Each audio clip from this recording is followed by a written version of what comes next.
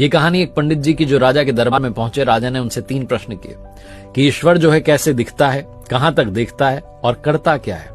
पंडित जी ने कहा आपने मुझे बुलाया लेकिन आदर सत्कार नहीं किया। तो दूध का गिलास मंगवाया गया। पंडित जी दूध के गिलास में बार बार उंगली डाल करके दूध को बाहर निकाल करके देख रहे थे। राजा ने पूछा कर क्या रहे हो। पंडित जी ने कहा कि मैंने सुना है दूध में मक्खन होता है।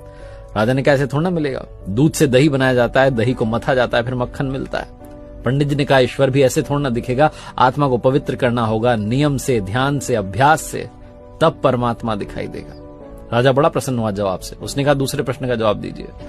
पंडित जी ने कहा कि मोमबत्ती मंगाइए। एक मोमबत्ती मंगाई गई, उसको जलाया गया।